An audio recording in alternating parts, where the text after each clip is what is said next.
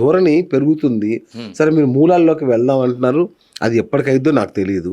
ఇప్పుడు కిమ్ కర్తవ్యం ఏంటి? కిమ్ కర్తవ్యం ఎట్ వన్స్ వెంటనే ప్రతి ఆలయాల్లో ఉండే అర్చక పురోహితులు వెంటనే బోధించడం మొదలుపెట్టి, ఇదిగో మనకింత అన్యాయం జరుగుతుంది, ఇమ్మీడియట్ గా చేయదగ్గ పరిష్కారమే. మన దగ్గర పూజల కోసం మాత్రమే కాదు, మనం కూడా చిన్న సైన్యాన్ని ఏర్పాటు చేసుకోవాలి మన రక్షణ కోసం.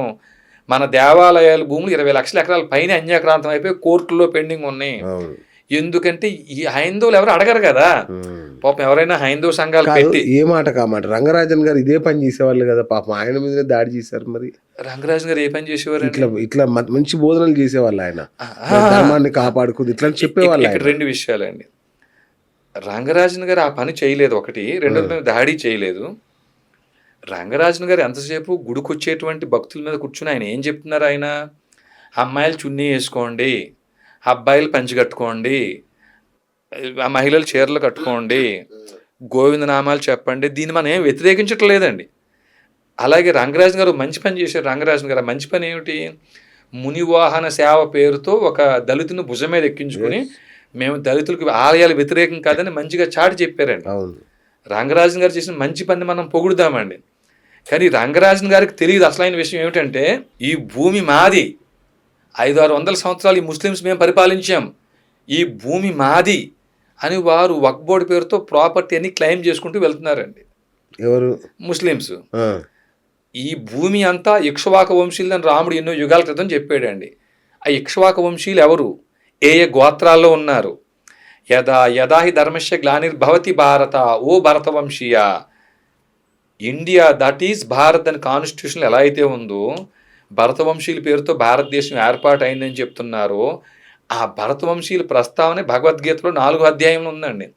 ఈ భరతవంశీయులు ఏ ఏ గోత్రాల్లో ఉన్నారు, ఇక్ష్వాక వంశీయులు ఏ ఏ గోత్రాల్లో ఉన్నారు, భృగు వంశీయులు ఏ ఏ గోత్రాల్లో ఉన్నారు, ఈ చిలుకూరు పరిధిలో ఎంతమంది ఉన్నారు, అలాగే రెడ్డి, కమ్మ, కాపు, మాల, మాదిగ, బ్రాహ్మణ, ఈ వీళ్ళు అంటే శూద్రులు, బ్రాహ్మణులు, క్షత్రియ, వైశ్యులు కూడా గోత్రం ప్రకారంగా బంధువులవే, మన అందరూ బంధువులమే అనేటువంటి బోధన చేయటం ద్వారా ఐక్యత పెరుగుతుంది. ఇదిగో మా రాముడు ఎప్పుడో చెప్పాడు, ఇక్ష్వాక వంశీయులది భూమి, అందుకే ఇక్ష్వాక వంశీయులు ఈ గోత్రాల్లో ఉన్నారు, మాది భూమి అని చెప్పడం ద్వారా మనకు డిఫెన్స్ దొరుకుతుందండి మనకి.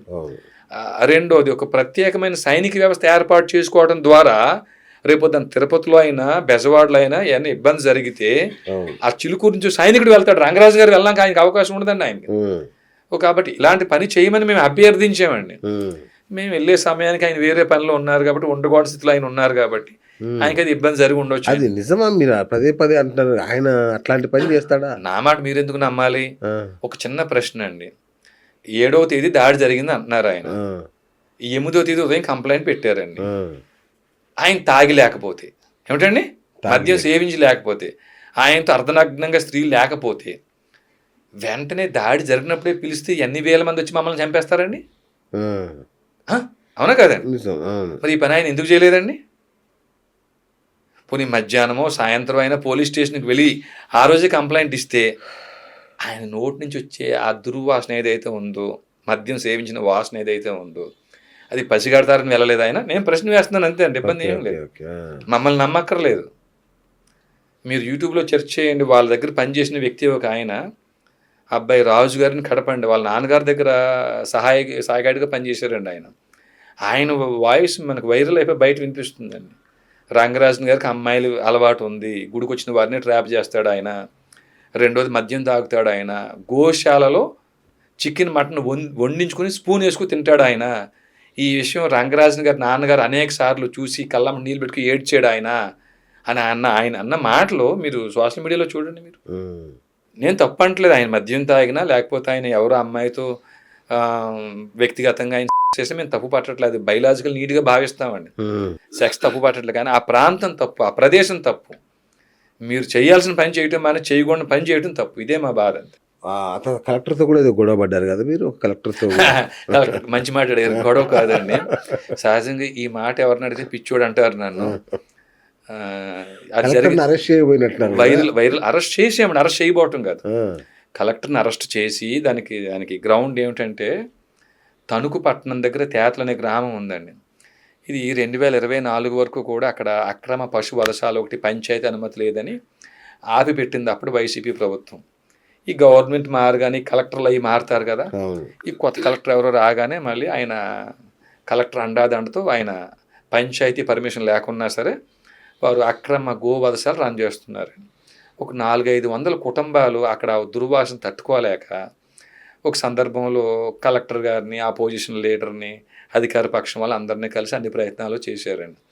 చివరి దాకా మా దృష్టికి వచ్చినప్పుడు దాంట్లో 20-30 కుటుంబాలను తీసుకెళ్ళాము అక్కడికి మేము. కలెక్టర్ గారికి చెప్పాం, ఇలా జరుగుతుందమ్మా అంటే, లేదు నేను పరిశీలిస్తాను అందావిడ. లేదమ్మా, దీనికి మీరే బాధ్యురాలు. పంచాయతీ పర్మిషన్ లేకున్నా కూడా అక్కడ అక్రమ వధశాలు రన్ అవుతుందంటే మీ దృష్టికి తెచ్చిన తర్వాత కూడా వారు ఆ పని ఆపలేదు అంటే యు ఆర్ ద అబెట్మెంట్ మీదే. కాబట్టి పలానా సెక్షన్స్ ప్రకారంగా మిమ్మల్ని అరెస్ట్ చేస్తున్నాం.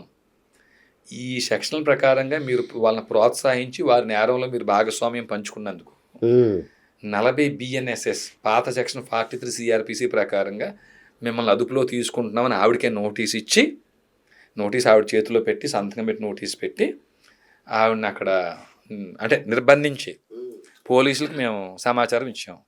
అయ్యా, ఒక నేరస్తురాలను ఇలా మేము అరెస్ట్ చేసాం, ఆవిడ కలెక్టర్గా ఉన్నారండి, ఆవిడ 40 BNSS ప్రయోగించి అరెస్ట్ చేసాం మేము, మీరు వస్తే మీ కంప్లైంట్ ప్లస్ ఆవిడని అప్పచెప్పి వెళ్ళిపోతామని ఆయనకి ఫోన్ చేశాం. అంటే మేము కలెక్టర్ గారిని ముట్టుకోలేదు మేము, కానీ ఎవరంటే అరెస్ట్ అని నోటీస్ ఇచ్చే ఆపేయండి ఆవిడని. తర్వాత ఆ పోలీస్ ఏంటి కలెక్టర్ని అరెస్ట్ చేయడం పిచ్చోడేమి వీడు, 40 BNSS కానీ 43 CRPC కానీ కాగ్నిజబుల్ అఫెన్స్ జరిగితే ఏ మర్డరో మానభంగో దొంగతనం చేసి వాళ్ళు పారిపోతుంటే పట్టుకునే అధికారం ఉంది తప్ప ఇలా కలెక్టర్ని, ముఖ్యమంత్రులని, PMని అరెస్ట్ చేయడం కాదని పదం ఆయన చెప్పారు. నేను దానికి సంబంధించిన కేసులు అసయ్యా లలిత్ కుమారి వర్సెస్ UP గవర్నమెంట్ కేసు ప్రకారంగా అఫెన్స్ కాగ్నిజబుల్ అయినా నాన్ కాగ్నిజబుల్ అయినా సరే మేము మీకు చెప్పడం మా ధర్మం. ఈ అఫెన్స్ నాన్ కాగ్నిజబుల్ అని మీరు ఎలా అనుకుంటారు? మా కంటెంట్ చూస్తే కదా మీకు తెలిసేది. అంటే నువ్వు అక్కడ ఉండి నేను వస్తున్నా అన్నాడండి ఆయన, CA అన్నాడు, కానీ వచ్చాడుగా మా దగ్గర రాలేదండి ఆయన. ఆ దూరంగా చూసే ఆ జిల్లా SP అక్కడ ఉన్నాడు, మాతో పాటు జిల్లా SP ఉన్నాడు. కలెక్టర్కే భయపడలేదు, మేము CAకి భయపడతామండి అక్కడ మళ్ళీ. కాబట్టి ఆయన వచ్చారు. తర్వాత ఇంకొక ఇన్స్పెక్టర్ని ఎవరిని పంపించారు. ఆయన కంప్లైంట్ కలెక్టర్ గారిని అప్పచెప్పేసి ఈవిడ కలెక్టర్ అనే ఉద్దేశంతో మీరు ప్రాథమిక విచారణ చేయొద్దు, ఆవిడ మీద మేము సహజంగా నేరస్తుల్ని మీరు ఎలా చూస్తారు నిందితుల్ని అలాగే భావించి ఇన్వెస్టిగేషన్ చేయండి. మేము ఇచ్చిన కంప్లైంట్ తప్పుడు కంప్లైంట్ అయితే మా మీద కూడా 340 CRPC రీడ్ విత్ 195 1B ప్రకారంగా మా మీద కూడా చర్యలు తీసుకోవచ్చు. మా కంప్లైంట్ నిరూపించుకోవడం కోసం మేము సిద్ధంగా ఉన్నాం అని చెప్పి మరి కంప్లైంట్ ఇచ్చి వారికి కలెక్టర్ గారు అప్పచెప్పి వచ్చామండి. చట్టాలు మొత్తం చదివేశారా సెక్షన్లన్నీ? ఇలాంటి వాళ్ళు చెప్తే కొంత ఇంత డెప్త్ ఎవరికి తెలియదు కదా సార్.